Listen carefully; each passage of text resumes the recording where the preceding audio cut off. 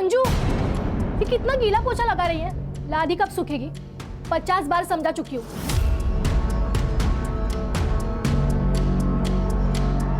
लेकिन तेरे दिमाग में ना कुछ घुसता ही नहीं है।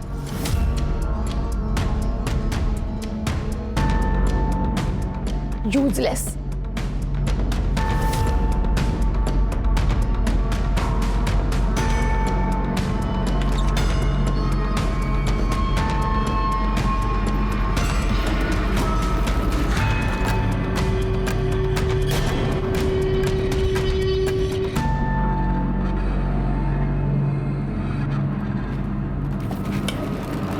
क्या देख रही है? हर जगह पे नजर रहती है ना तेरी। जा काम कर।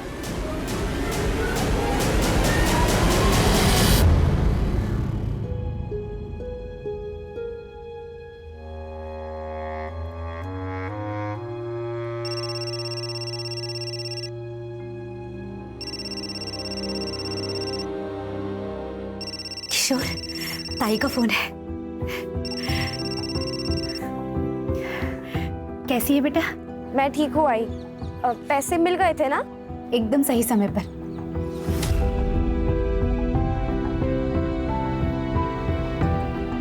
किशोर का सिलेंडर बस खत्म ही होने वाला था। क्या? तो किशोर ठीक है ना अभी? हाँ, तू अगर पैसे नहीं भेजती ना तो पता नहीं क्या होता। ओह आई। बेटा ये ले, किशोर से बात कर।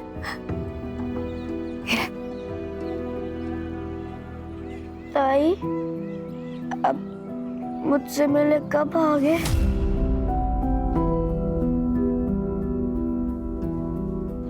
जल्दी आ जाऊंगी। तू ठीक हो जा, फिर मैं तुझे हवाई जहाज में ले चलूंगी। प्रॉमिस? प्रॉमिस। आई, मैं बाद में बात करती हूँ। हाँ, मुझे लेट हो रहा है।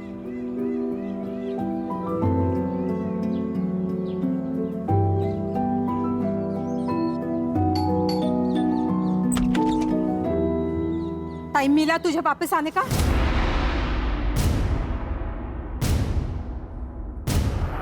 सॉरी भाभी, वो थोड़ा लेट हो गया।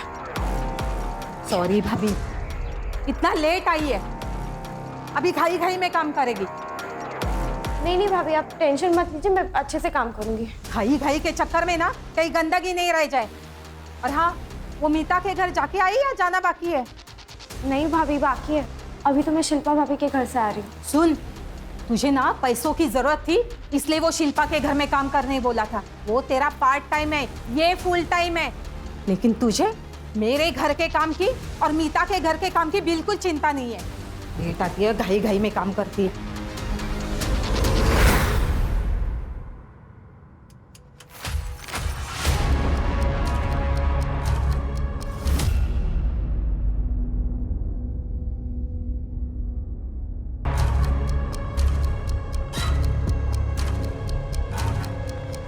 नीतू, मैं जा रहा हूँ। आई, मैं जा रही हूँ। मंजू, चॉकलेट तेरे लिए, बाद में खा लेना, ठीक है? लेना, और आई को बोलना मत।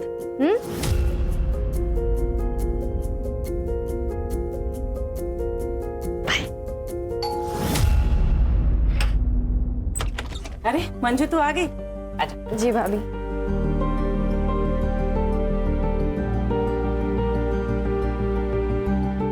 और नाश्ता किया मंजू तूने? नहीं भाभी। भूखे पेट काम करेगी तो ताकत कहाँ से आएगी तुझे? चलो, मैंने पोहे बनाए, जल्दी जल्दी पोहे खा लो। अरे नहीं भाभी, रहने दीजिए, वैसे भी आज बहुत काम है। अरे खा लो। नहीं भाभी, मैं कह रही हूँ ना। चलो रख दो वो काम वहाँ पे। अरे नहीं तू भाभी, बैठ जा। अभी झाड़ू फिर भाभी के नहीं, घर बाद में करते हैं ना काम। तू बैठ जा, बैठ जा। चलो पोहे खा ले, ठीक है? मैं आती हूँ।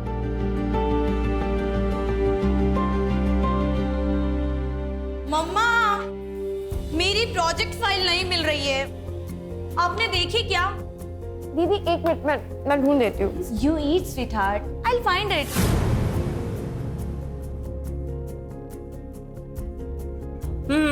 ये रही तुम्हारी प्रोजेक्ट फाइल। मैंने कल ही मंदिर में रखी थी, तुम्हें अच्छे मार्क्स आए ना, इसीलिए। मम्मा, आपका ही अंधविश्वास भी ना। आर्या, Yes. बेटा ready? Yes, yes. Come on, I will drop you to your college. Okay.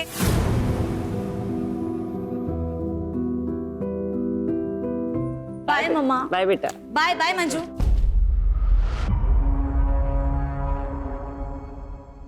तू चिकन क्यों ले रही है? वो मैं जब बना रही थी तो आपने इसे साइड में रखा था तो मुझे लगा मेले होगा। तू कोई महारानी है क्या कि तेरे लिए मैं अलग से निकाल के रखूंगी? ये हमारे कुत्ते के लिए। तेरा खाना इधर है, ये ले, गरम कर ले इसे। ये छोले तो मैंने पिछले हफ्ते बनाए थे ना, तो क्या हुआ, खाना फेंक दूं? खा ले चुपचाप। एक हफ्ते का पुराना खाना और तुमने खा लिया मंजू?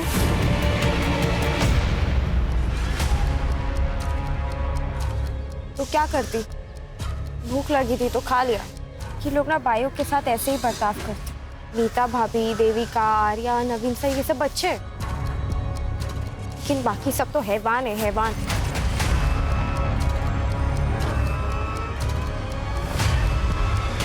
मंजू क्या करे उधर?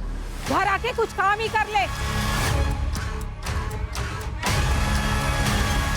क्या चक्कर क्या चल रहा है वो वॉचमैन देवेंद्र के साथ? सुन, अगर फिर से हो गई ना तो घर से बाहर फेंक दूंगी तुझे। नहीं भाभी, आप जैसा सोचो ऐसा कुछ नहीं है। अब मुंह बंद कर, जल्दी जाके सब्जियां लेके आ।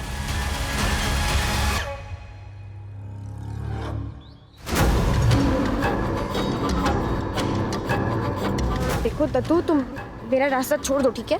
ए, ज्यादा नाटक मत कर। अभी झाड़ियों में लेके जाऊंगा और अपनी मनमानी करूंगा, समझी क्या?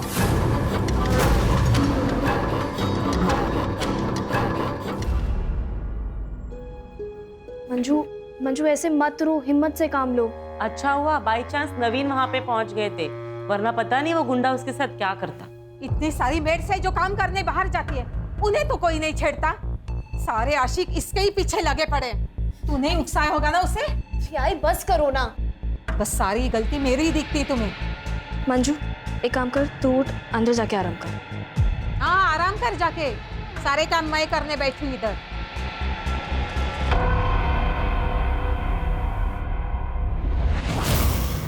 बेटा मेरी मजबूरी थी, नहीं तो तुझे काम पर कभी नहीं जाने देती।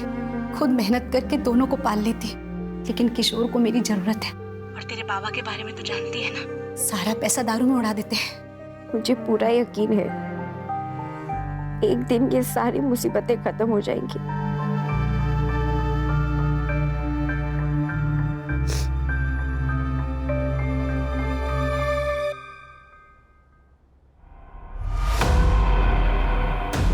तूने अभी बेडरूम साफ किया ना? हाँ दीदी, मैंने अच्छे से साफ किया है। हाँ, और कबर्ड भी। तेरी नजर थी ना पैसों पे, पूरे 5,000 रुपए गायब हुए। कहाँ पे गए पैसे? नहीं दीदी, मुझे इस बारे में कुछ नहीं पता है। पैसे कहाँ पे बता मुझे नहीं दीदी पता। दीदी दीदी आराम से पहले आप शांत हो जाइए। मैं क्या कह रहा हूँ, आप एक बार फिर से चेक कर लीजिए, क्योंकि मुझे नहीं लगता कि मंजू ने ऐसा कुछ किया होगा। नहीं सत्यम, मुझे पूरा यकीन है कि ये इसी का किया धरा है। नहीं दीदी, मुझे सच में नहीं पता। नहीं पता? तुम्हारी पर्स कहाँ पे? एक मिनट भैया, मैंने सच में नहीं लिए पैसे। अभी पता चल दीदी, जाएगा। मैंने नहीं लिए। मैंने ये क्या है? सत्यम, पुलिस को फोन लगाओ। दीदी, पुलिस नहीं, माफ कर दीजिए दीदी, मुझे पैसों की जरूरत, मैं चोर रही हूँ। ये सब नौटंकी ना मेरे सामने नहीं चलेगी, समझी? दीदी मैं क्या कह रहा हूँ, वैसे भी पहली बार गलती की है इसने, तो मैं सोच रहा हूँ कि इसे इस बार वार्निंग देकर छोड़ देते हैं। लेकिन ये पहली और आखिरी वार्निंग है। आइंदा से ऐसे कुछ किया ना तो सीधा जेल भेज दूंगी।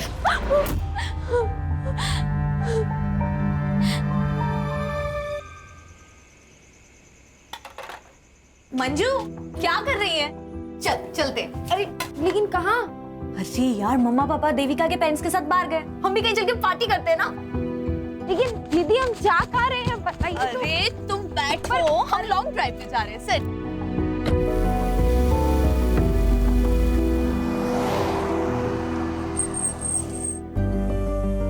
हाय, कम।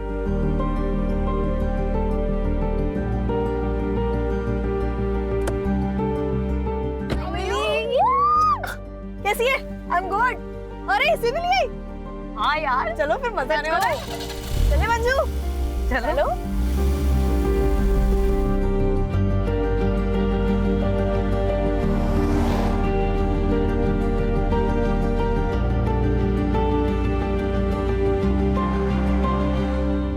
आर्या, हाँ सेना, ये हम कहाँ गए?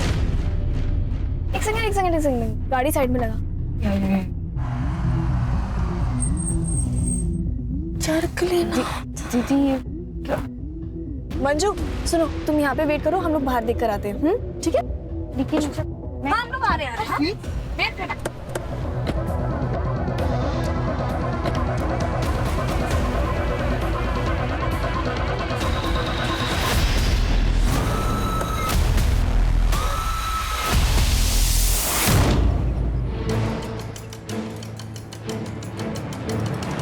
अरे तू अब तक मीता के घर काम करने गई नहीं?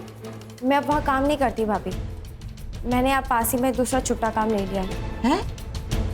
ऐसा क्यों? वहाँ काम बहुत होता है ना भाभी, इसलिए।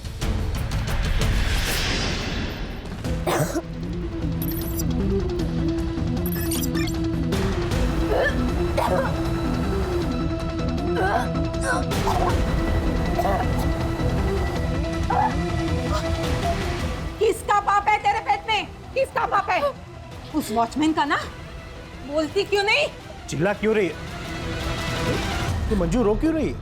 अपने कर्मों का भुगत रही है, पेट से महारानी। क्या? मंजू बता, बच्चे का बाप कौन है? बता। ना बताना ना बताए, वैसे भी हम कौन सा इस पाप को अपने घर पालेंगे। सामान बांध और निकल मेरे घर से। चल निकल। सर, बॉडी आइडेंटिफाई हो गई है।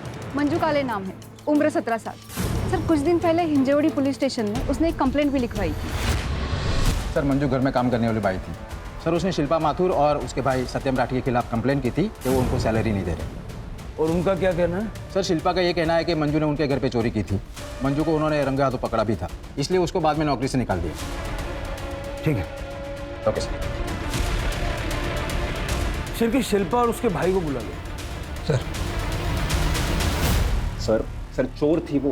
पहली बार मैंने उसे रंगे हाथों पकड़ा था, 5,000 रुपए निकले थे उसके पर्स से, लेकिन तब मैंने उसे वार्निंग देके छोड़ दिया। लेकिन कुछ दिनों बाद फिर से मैंने उसे 3,000 रुपए के साथ रंगे हाथों पकड़ा।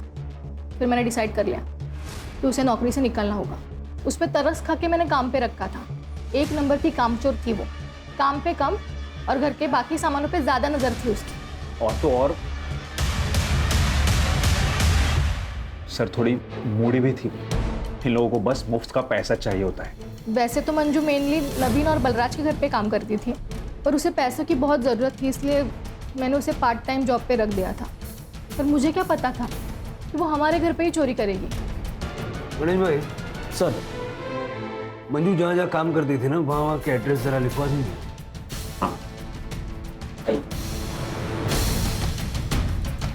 ये भाई बहन की डिटेल्ड बैक स्टोरी निकालो। सर मंजू की postmortem report. Sir postmortem report के हिसाब से मंजू की मौत 15 नवंबर की रात को 9 बजे से लेकर 12 बजे के बीच में हुई थी। और सर मौत का कारण है पेट में मल्टीपल स्टैबिंग, कुल्हाड़ी या किसी ऐसे चीज़ का इस्तेमाल किया गया है।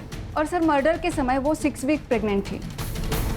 मंजू के माँ बाप को बुला के उसकी पहचान करवाओ, और ये जहाँ जहाँ वो काम करती थी उसे जाके मिलते हैं।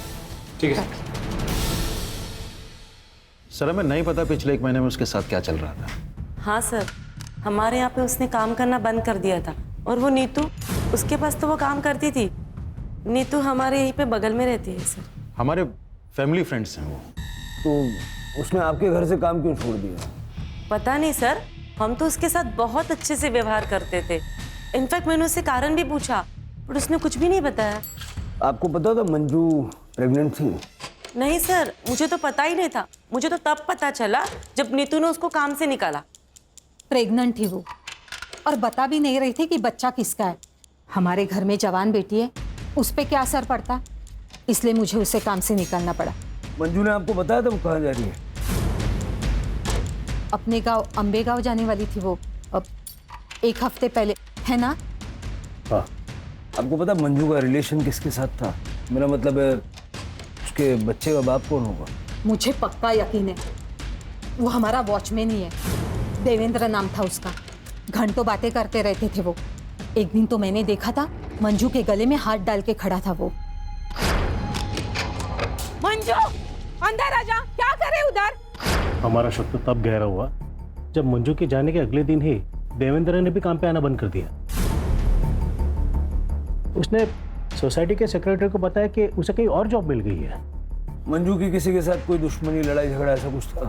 नहीं नहीं सर, उसकी तो किसी से भी कोई बातचीत नहीं थी, वो तो अपने आप में ही रहती थी। ये वॉचमैन का क्या नाम बताया आपने? देवेंद्र यादव। उसका नंबर दे दीजिए। सर, देवेंद्र यादव ने बताया कि वो सातारा में जॉब करता है। उसने कहा कि कल वो थाने आ जाएगा। और सर, ये शिल्पा के भाई सत्यम को जुए खिलाता है। इसने बहुत सारे लोगों से पैसे भी उधार ले रखे हैं। इतना नहीं, इसने बहुत सारे लोगों से मारपीट भी की है। मतलब हो सकता है कि पैसों का जोल सत्यम ने किया और इल्जाम मंजू पे डाल दिया।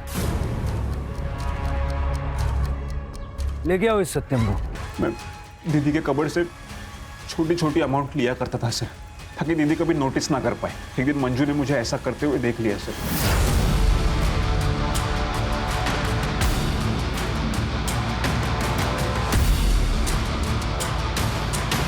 वो मटके वाले लोग मेरे पीछे पड़े थे सर, कि मुझे उनके पैसे देने थे।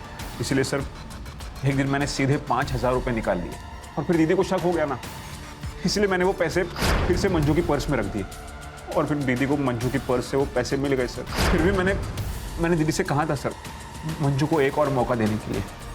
बोला बनता है। इसका डीएनए सैंपल लो और शहर से बाहर जाना नहीं, अच्छे बच्चे की तरह घर में रहना। चल इसका सीडीआर और लोकेशन निकल लो। देखो 15 नवंबर की रात को था। सर, मंजू के घर वाले आए, उन्होंने बॉडी आइडेंटिफाई कर ली। मंजू हमारी पहली और आखिरी उम्मीद थी साहब, तो वो भी चली गई। हमारी बच्ची कभी घर पहुंची ही नहीं। आपको पता है आपकी बेटी 6 वीक से प्रेग्नेंट थी? या उस बच्चे का बाप कौन था? क्योंकि नवीन और बलराज की फैमिली का कहना है कि मंजू को भी नहीं पता था कि उस बच्चे का बाप कौन था। झूठे है सबके सब। मंजू को मालूम था, तभी तो उसे सुनसान जगह ले जाकर तमंचा दिखाकर उसका करवाया गया। मेरी बच्ची की जिंदगी को बर्बाद कर दिया। आपको यकीन है कि ऐसे ही हुआ था? कैसी बात कर रहे हैं साहब? आप खुद भी सोचिए ना साहब, कोई भी माँ बाप अपनी बच्ची के बारे में जानबूझकर ऐसी बात करेगा? साहब, हम दोनों वहां बात करने भी गए थे उनसे, जब मंजू ने हमें बताया। बहुत हो गया, झूठा इल्जाम मत लगाना हमारे ऊपर। और हमारी बच्ची झूठ क्यों बोलेगी? हम लोग का साथ देने के बजाय तुम लोग हमें झूठा बोलते हो। लेकिन हम ऐसा क्यों करेंगे? On gun point? मंजू झूठ मत बोल, टेल देम ट्रूथ। गलत सकते ये दोनों ने मेरे साथ गलत किया है। अरे किया होगा तभी तो बोल रही है ना। उन दोनों लड़कियों ने अपनी गलती मानने से इनकार कर दिया और उनके घर वालों ने मामले को रफा दफा करने के लिए मंजू को हर महीने 25,000 देने का वादा किया। आई बाबा, मुझे घर ले चलो ना, मुझे यहाँ काम नहीं करना है। हम जाके पुलिस कंप्लेन कर देते हैं ना। तूने सुना नहीं क्या कहा उन्होंने? 25,000 रुपए महीना। किशोर को ठीक करना है या नहीं? बेटा, बाबा एकदम ठीक कह रहे हैं, मैं तुझे घर ले जाती, लेकिन अगर किशोर को ठीक करना है ना तो तुझे काम करना पड़ेगा। मजबूरी है हमारी। मान जा। वो आखिरी बार था जब मैंने अपनी बच्ची को गले से लगाया और दत्तू तो उसे पहले से ही परेशान कर रहा था। ये दत्तू कौन है? एक आवारा लड़का ऐसा है उसी एरिया का, जो जब भी घर से बाहर निकलती थी उसे छेड़ता था। एक बार तो नवीन साहब ने भी बचाया। तो आपने पुलिस कंप्लेंट नहीं की? मंजू करना चाहती थी साहब, लेकिन बदनामी के डर से मैंने उसे रोक दिया कि कहीं काम ना चला जाए। जब पता नहीं मंजू चली गई, अब हमारा क्या होगा? मेरे को तो डर है साहब कि मेरा किशोर भी मेरे को छोड़ के चला जाएगा। बिलीव मी सर, मंजू बहुत हार्ड वर्किंग थी, उसके लिए बुरा लगता था, इसलिए मैं और देविका उसे घुमाने लेके गए थे ताकि उसे अच्छा लगे। फैक्ट सर, वो तो हमारे साथ एंजॉय भी बहुत कर रही थी सर। उसके बाद देखा कि हम लोग रास्ता भटक गए, फिर हम किसी से रास्ता पूछने के लिए भी उतरे। सामने एक छोटा सा स्टॉल था, फिर खाने पीने के लिए हम लोग सामान लेकर आए। देखा मंजू बहुत रो रही है और उसने कहा कि उसके साथ किसी लड़के ने ज़बरदस्ती करने की कोशिश की और पता नहीं सर वो हमें ब्लेम करने लगी। और ये बोल के कि हमने गन पॉइंट पे रख के उसका करवाया, जबकि सर उस वक्त हम वहाँ थे भी नहीं। एक्जैक्टली सर, और पूरे रास्ते हम उससे पूछते रहे कि कौन था, किसने किया, पर सर वो हमें ब्लेम किए जा रही थी। और तो और सर, घर जाने के बाद तो बहुत बड़ा बवाल हुआ। हमारे पेरेंट्स हमसे ही झगड़ने लगे और हम पे ब्लेम करने लगे। सर उस दिन बहुत गर्मा गर्म, इसलिए हम लोगों ने डिसाइड किया कि हम मंजू की सैलरी डबल कर दें, ताकि हमारे परिवार और हमारी बच्चियों को कोई प्रॉब्लम हो। सर तब जाके उसके पेरेंट्स माने। सर उनका तो पूरा प्लान था हमसे पैसे ऐंठने का। वो उनका बेटा पता नहीं बीमार है भी या नहीं, पूरा खानदान झूठा है सर। सर आपको क्या लगता है, क्या सच है? देखो, इस वक्त कौन सच बोल रहा है कौन झूठ बोल रहा है ये बता पाना मुश्किल है। इस सारे परिवारों की छोटी से छोटी डिटेल निकालो। ये ठाकुर और विर्क फैमिली के बारे में कुछ बता सकती हो? हाँ मैडम, ये हर फंक्शन में तो ये लोग सबसे अच्छे से बात करते हैं, लेकिन नीतू और मीता बहुत अच्छे दोस्त भी हैं। जैसे उनके पति की आपस में दोनों की दोस्ती है। और हाँ, वो दोनों आपस में बिजनेस पार्टनर भी हैं मैडम। मीता थोड़ा सा खराब बोलती है लेकिन सबसे सही रहती है, लेकिन वो जो नीतू है ना, वो ना थोड़ी नकचड़ी है मैडम। पता नहीं कहाँ की महारानी समझती है अपने आप को। नवीन तो एकदम अच्छा आदमी है सर, क्या कम बोलता है लेकिन एकदम फ्रैंक और ओपन माइंडेड है सर। और वो बलराज, वो तो एकदम का लिच्चर है सर। एक बार तो मैंने उसे अपने बेटे को तारते हुए भी देखा था, तब से मैंने अपने बेटे को मना कर रखा है, उसके हमने सब बात न करें। मैम, मैं बस हाय हेलो करती हूँ आर्या और देविका से, उससे ज़्यादा मेरी कोई दोस्ती नहीं है, लेकिन वो दोनों हमेशा साथ रहती है। और मैंने सुना है कि वो दोनों साथ में पार्टी करती है और ड्रग्स भी लेती है। आ गए आप लोग। किशोर को मैंने खाना खिलाने की बहुत कोशिश की, जरा सा ही खाया उसने। आप खिला देना। ठीक है।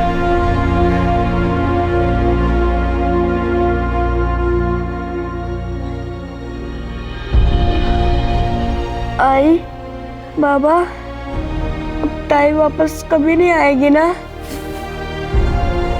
आई तुम रो क्यों रहे हो? ताई नहीं आएगी? ताई मेरी याद आ रही है। आई मिस यू ताई। हो सकता है ये दोनों फैमिली झूठ बोल रहे हैं। इनको पता है कि मंजू का किसने किया, या फिर ये दोनों लड़कियां झूठ बोल रही हैं और इनका परिवार इनकी मासूमियत पे भरोसा कर रहा है। सर ऐसा भी हो सकता है कि सावित्री और गंगू झूठ बोल रहे हैं। हो सकता है कि इन लोगों ने ब्लैकमेल करके अच्छा पैसा बनाने की सोची, या फिर मंजू उतनी सीधी थी ही नहीं, इसलिए ये दत्तू टाइप के लड़के उसके पीछे पड़े रहते। बहुत कंफ्यूजिंग है सर। दत्तू मिला क्या? सर अभी तक नहीं। वो और उसकी बहन योगिता दोनों अंडरग्राउंड है। सर पता चला है कि योगिता से पहले वो विर्क और ठाकुर फैमिली में काम करती थी, लेकिन सर बीमारी के कारण वो काफ़ी छुट्टियां ले रही थी, इसलिए उन्होंने योगिता को हटा के मंजू को परमानेंट काम पे रख लिया था। मतलब योगिता के पास भी मंजू से बदला लेने का मोटिव था। ये भाई बहन को जल्द से जल्द ढूंढो। सर वॉचमैन यादव आ गया। ऐसा कुछ भी नहीं था साहब, आप भी उन लोगों की तरह गलत समझ रहे हो सर। वो मेरी बहन जैसी थी। बहन, मुंह बोली बहन, ये सब बहाने बहुत फालतू लगते हैं। बात समझ में आ रही है? सर कसम खा के कहता हूँ साहब, उसको मैं बहन मानता था। उसके जाते ही तूने जॉब क्यों छोड़ी? सातारा में अच्छी जॉब मिल गई थी और पेमेंट भी अच्छी थी, इसलिए मैंने वो जॉब छोड़ दी। और साहब ये तो इत्तेफाक था कि मंजू ने और मैंने साथ में जॉब छोड़ी। साहब जाते वक्त मंजू ने मुझे बाय भी नहीं किया। मंजू का मर्डर हो गया है और तुझे बाय की पड़ी। हाँ? नीतू विर्क ने बताया कि मंजू की प्रेगनेंसी का जिम्मेदार तू है। क्या? अब ये मत बोलना कि तुझे पता नहीं था मंजू प्रेग्नेंट थी। नहीं साहब, मुझे पता था। नीतू मैम ने मुझसे बात की थी जब उनको पता चला कि मंजू प्रेग्नेंट थी। सच बता यादव, तूने ही मंजू को प्रेग्नेंट किया है ना? नहीं मैम साहब, वो मेरी बहन जैसी है, पर मुझे पता है वो किसकी वजह से प्रेग्नेंट है। किसकी वजह से? नवीन साहब। मैडम 1 महीने पहले नवीन साहब ने उसके साथ किया था और इसी वजह से मंजू ने उनके घर का काम छोड़ दिया था। ये बात मुझे खुद मंजू ने बताई थी। भाई यादव, मानना पड़ेगा, कहानियाँ बहुत अच्छी सुनाता है, लेकिन पुलिस के आगे कहानी सुनाने पे तालियां नहीं तमाचे मिलते हैं। कसम खा के कहता हूँ साहब, मुझे ये बात मंजू ने बताई थी। मुझे मंजू पे पूरा भरोसा था। वो बहुत खुददार और प्यारी लड़की थी साहब। वो अपने परिवार के लिए दिन रात काम करती थी। उसको अच्छी जिंदगी मिलनी चाहिए थी साहब। उसके खुली को मत छोड़ना। याचा DNA सॅम्पल घेऊन मग याला पाठवा जा। तो यादव सच बोल रहा है ना, या झूठ? देवेंद्र ने मुझे बताया था कि नवीन ने मंजू का किया था। मैंने ये बात मीता को भी बताई थी और बाद में मेरे हस्बैंड ने भी मुझे कंफर्म किया था। मतलब तुम भी ये बात पहले से जानते थे? जी सर, नवीन ने 1 महीने पहले ही मुझे बताया था। जिस रात मंजू ने लड़कियों पे इल्ज़ाम लगाया कि गन पॉइंट पे उसका करवाया गया। क्या तूने मंजू किया?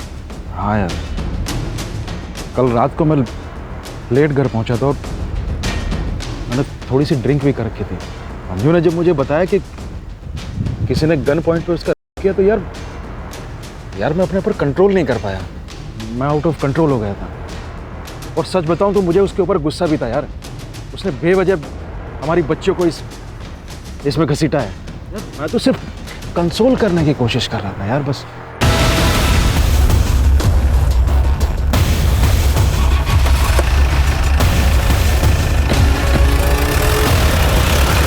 पता है, किसी के चेहरे पे तो जाना ही नहीं चाहिए। किसे पता था कि नवीन होगा? सर, दत्तू और उसकी बहन योगिता मिल गए हैं। गांव में छुपे हुए थे, कांस्टेबल जादव लेकर आ रहे हैं। सर, सत्यम राठी के इस लोकेशन हिसाब से 15 नवंबर की रात को वो अपने घर पे ही था। और सर, उसके DNA भी फीटस से मैच नहीं हुए हैं। ये यादव की DNA रिपोर्ट आई? सर, वो अभी तक आए नहीं है। और नवीन की DNA रिपोर्ट भी पेंडिंग है। फीटस का DNA से मैच होना बहुत इंपॉर्टेंट है नवीन से। हमें पता चला कि तुझे मंजू से प्रॉब्लम थी, क्योंकि तेरे सारे काम वो ले रही थी और इसीलिए तूने उसका मर्डर कर दिया। नहीं, मैंने ऐसा कुछ नहीं किया। और तू हीरो, तूने मंजू का किया ना? अपनी दीदी का रास्ता साफ करने के लिए उसका मर्डर कर दिया। बोल वरना। नहीं साहब, वो सब तो मैं ड्रामा कर रहा था उसको डराने के लिए। रेप किया, मैं तो उसको जिंदा जलाने के लिए बोलता था। तू मुझे जलाना चाहता है ना, मेरा करना चाहता है ना, तो ठीक है।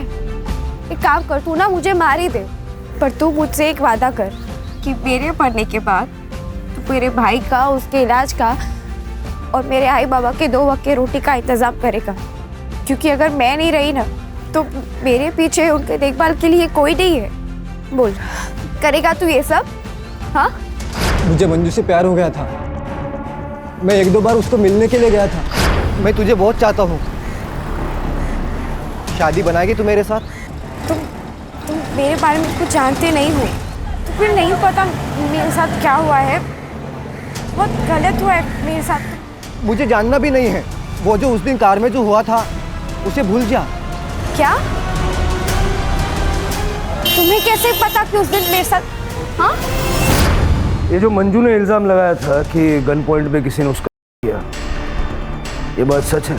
हाँ साहब, जिसने उसका किया था वो बेचता है। अच्छे से जानता है अपन उसको, दोस्त है मेरा। मैंने एक बार उसको मंजू के बारे में मेरे मन की फीलिंग्स को बताया था और उसको मैंने मंजू का फोटो भी दिखाया था। तब वो थोड़ा अलग ही बिहेव करने लगा। वो मेरे को बोला कि मैं मंजू के बारे में एक बार सोच लूं, क्योंकि उसको गन पॉइंट पे मंजू के साथ करने के लिए फोर्स किया गया था। साहब, ये सुनकर मैं तो सदमे में चला गया। मैंने उसको पूछा, पर उसने नहीं बताया कि किसने उसको फोर्स किया। बोला कि वो कस्टमर था।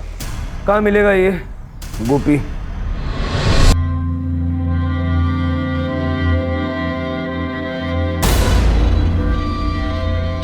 शादी को देना, ठीक है? चला, और माल किधर गया? क्या रे गोपी, चल तेरे से कुछ बात करने का है। कौन है रे तू, और क्या बात करना है तेरे को?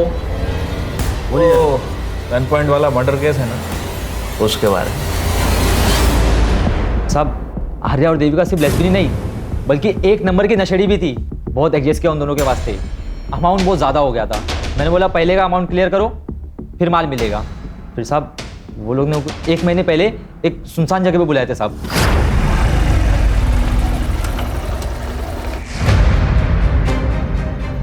कहाँ है मेरे पैसे? गाड़ी में।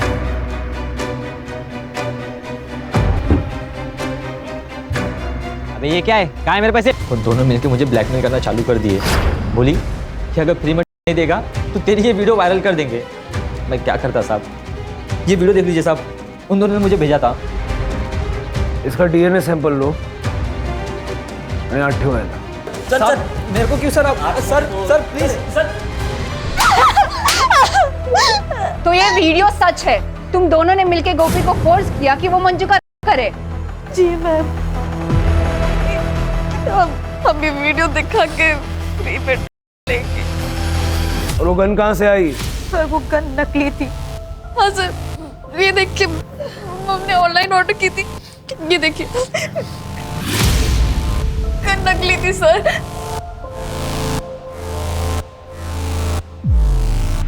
और इसके बारे में क्या कहना है सर? बच्चे क्या कर रहे हैं, कभी जानने की कोशिश की आपने?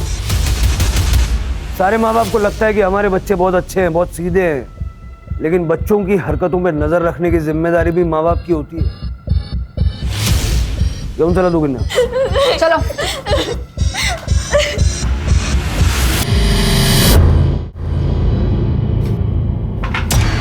क्या कर रही है? किशोर की दवाई के पैसे। तो मैं क्या करूं? मैं क्या करूं मतलब? क्या बोलने की कोशिश क्या कर रहे हो? मर जाऊंगा मैं। तुम्हारी वजह से मेरी ताई चली गई, तुमने मेरी ताई को मार डाला। मास्क लगा बेटा, मास्क है, मास्क लगा। ऐसे नहीं बोलते बेटा, मास्क लगा, मास्क लगा, मास्क लगा, मास्क लगा।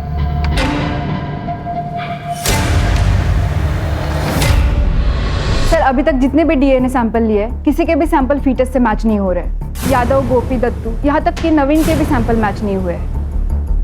तो बच्चा किसका था और मंजू को किसने और क्यों मारा? जिस तरह से आर्या और देविका का सैडिस्टिक नेचर है, ये दोनों भी मंजू को मार सकते हैं।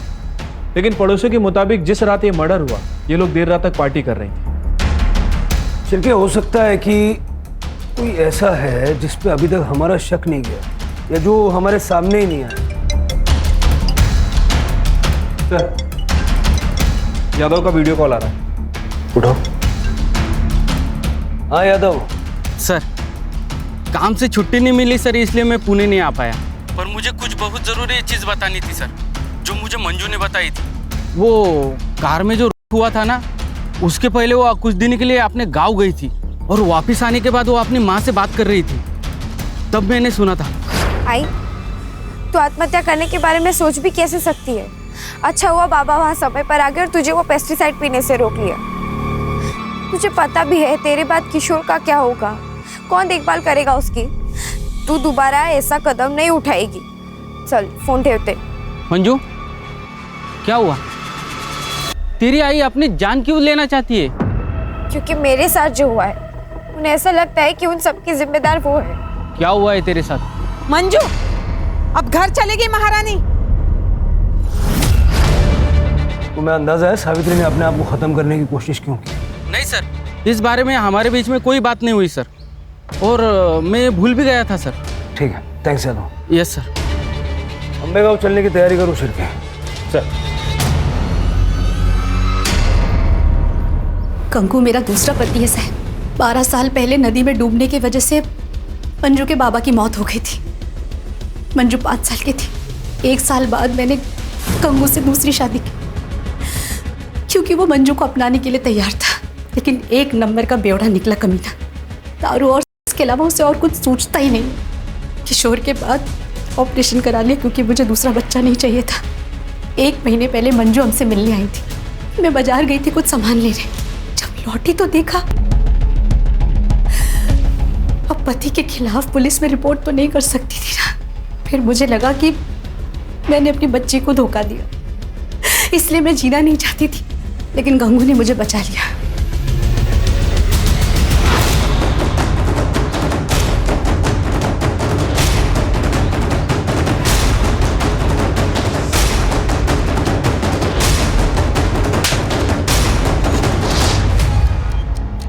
सर, जैसा कि सावित्री ने बताया था, गंगू ने ही मंजू का किया है। सर, फीटस डीएनए के लिए भेज दिया है। सर 15 नवंबर का सीसीटीवी फुटेज मिल गया है। तालाब पे जाने वाले रोड का सीसीटीवी फुटेज। सर 15 तारीख की शाम को 5 बजे के आसपास नवीन की गाड़ी यहाँ से गुजरी है। लेकिन नवीन ने तो कहा था कि उसकी गाड़ी बलराज लेके गया था खंडाला बिजनेस मीटिंग के लिए और रात को लौटा था। नहीं सर, वो झूठ बोल रहा है। ये देखिए दूसरे कैमरे के सीसीटीवी फुटेज। लेके आओ दोनों को।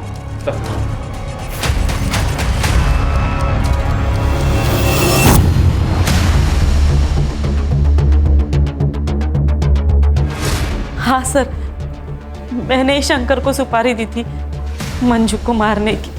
नीता भाभी, मुझे अम्बे गाँव तक छोड़ने के लिए थैंक यू। हाँ, इट्स ओके मंजू, और अपने पैसे के लिए चिंता मत करना। मैंने नीतू से बात की है, वो तुम्हें पैसे दे देगी।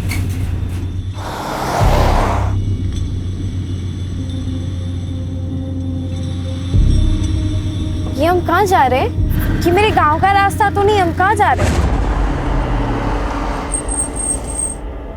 क्या हो गया? गाड़ी क्यों रोक दी? सॉरी मंजू, तुम्हारा जीना मेरे लिए और मेरे परिवार के लिए खतरे से खाली नहीं है।